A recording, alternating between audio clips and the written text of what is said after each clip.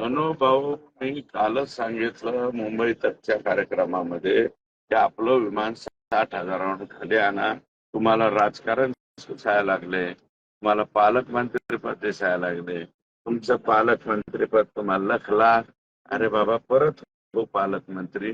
बर का, आमचं लेकरू मेले त्याचे अर्थ किंकाळी आम्ही मानतोय आणि त्याचे जे आरोपी आहेत ते पकडण्याचा प्रयत्न करतो. कशाचा पालकमंत्री? कुठून आणलाय बाबा ही जत्रा?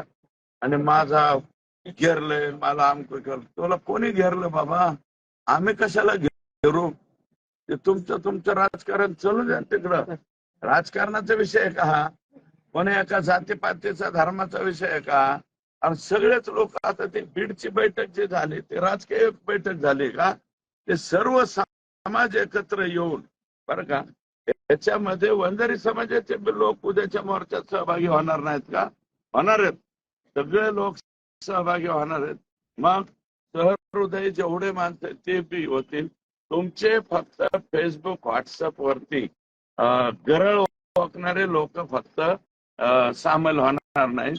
बाकी सगळा वंजारी समाज सुद्धा सहभागी होईल, मुस्लिम समाज होईल, सगळे लोक सामील होतील.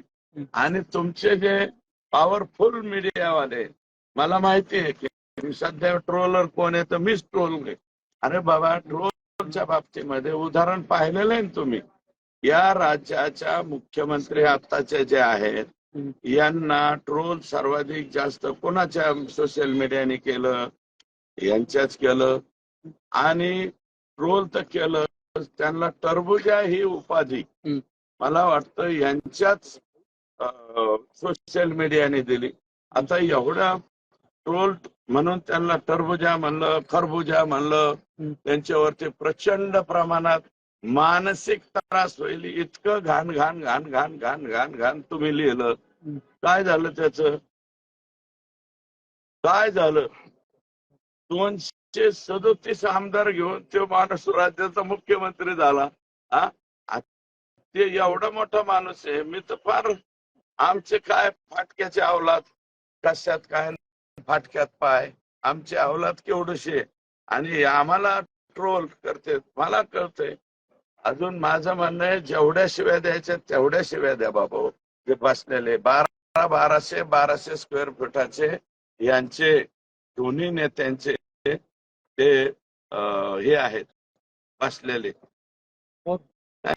नाही, वॉर रूम मधून नाव त्यांच्यातले जेवढे बी तुम्ही बघा, जे बी घाण लिहितात त्यांचे नावच गायब असतात, म्हणजे लॉकड असतात.